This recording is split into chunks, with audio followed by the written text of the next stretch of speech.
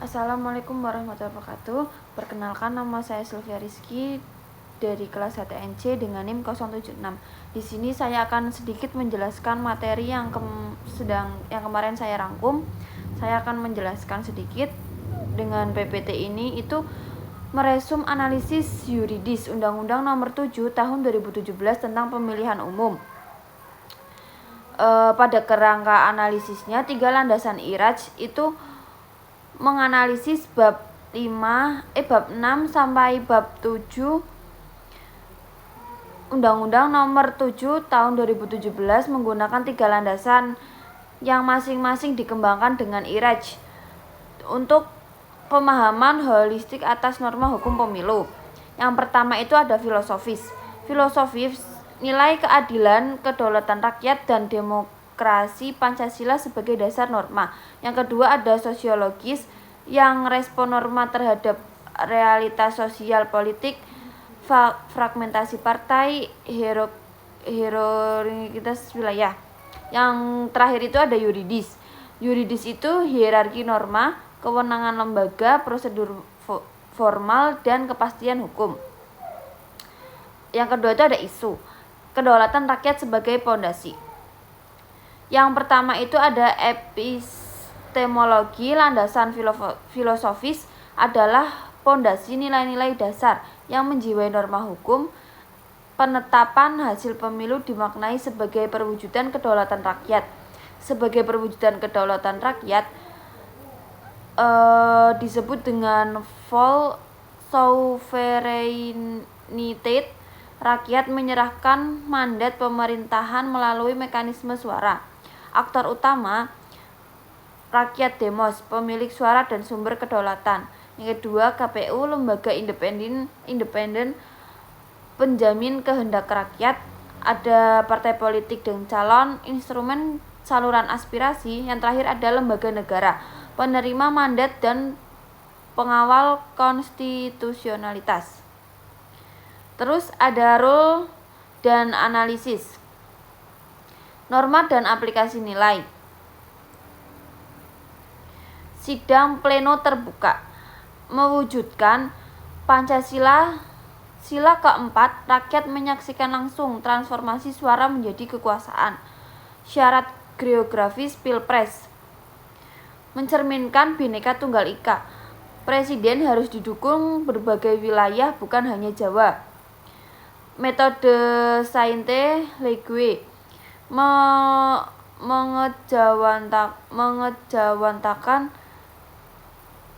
suara proporsional terhadap representasi yang diperoleh.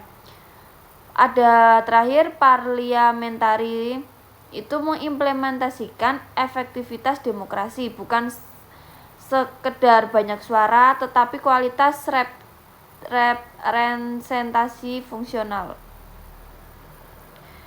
Ada simpulan dan saran filosofis.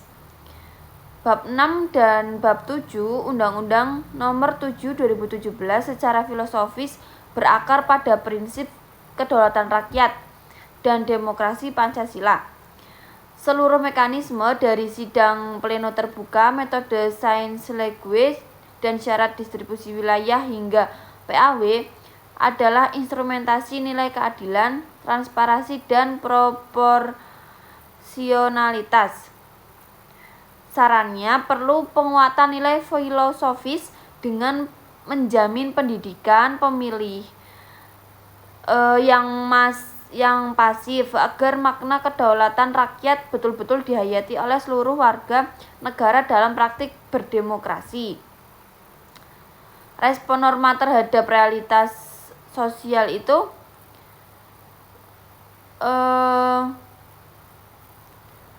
negara kepulauan dengan 38 provinsi, 514 kabupaten atau kota, keberagaman etnis, budaya, agama, dan sistem multipartai dinamis menciptakan tantangan unik dalam menerjemahkan suara rakyat representasi. Masyarakat pemilih itu bervariasi beragam, literasi politik bervariasi, partai politik, itu ada agregator kepentingan dalam fragmentasi multipartai. Terus ada media dan masyarakat sipil, itu pengawas informal, pantau integritas pemilu. Komunitas daerah, itu ada aspirasi lokal diwakili melalui DPD.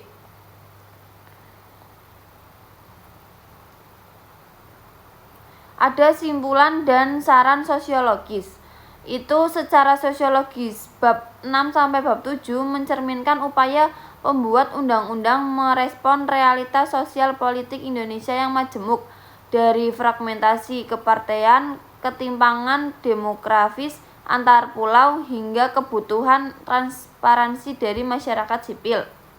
Sarannya itu perlu kajian sosiologis berkala setiap siklus pemilu tentang dampak dan metode perhitungan terhadap wasted voters, pemantian suara, serta tingkat keterwakilan perempuan dan kelompok marginal.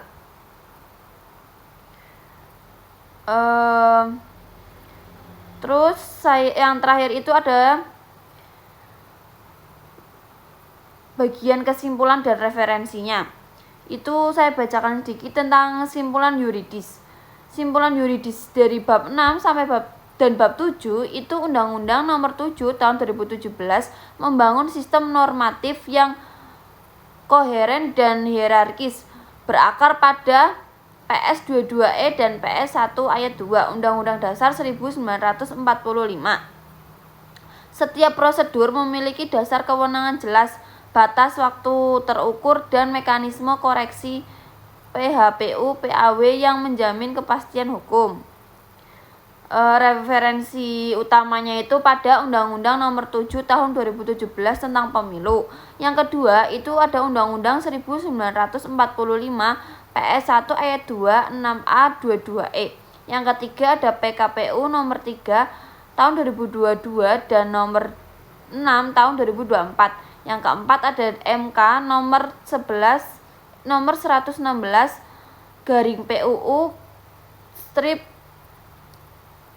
XX1 strip 2023. Ada Jimli Sidikwi, Miriam Budiharjo. Terus yang terakhir itu ada dari Bawaslu RI dan KPU RI.